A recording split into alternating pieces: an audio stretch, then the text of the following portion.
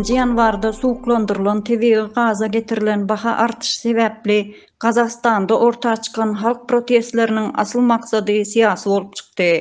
Halk öňki postsovet düzgünine, korrupsiýa we belli maşgalalaryň haksız baýamagyna garşy çykyp, häzirki bar bolan ähli siýasylaryň ýurdun başyndan gitmegini isleýär. Bu hereketlilik bir näçe watandaşyň we iň azyndan 8 polisiýa işgäriniň ölümine sebäp boldy. Munyň höttesinden gelip bolmajagyna göz ýetiren Kazakstanyň häzirki prezidenti Tokayev Russiýadan kömek isledi.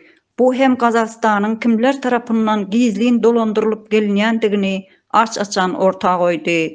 Emma esas soru, Kazak halkynyň başga döwletiň ýaragly güýçler tarapyndan bastyrılıp ýatyrylmagyna kail bolarmy? Ýa-da başgaça aýdanmyzda Kazak halky ruslar tarapyndan bastyrylmak islermi? Munyň jogabyny öňümüzdäki günlerde has takyk görürüz.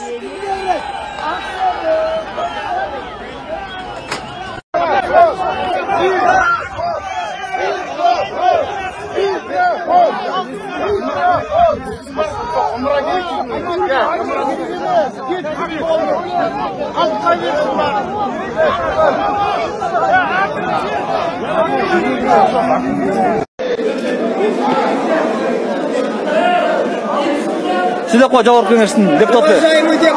Уважаемые депутаты, слушаем сюда. Мы здесь охраняем кукурузу, не охраняем.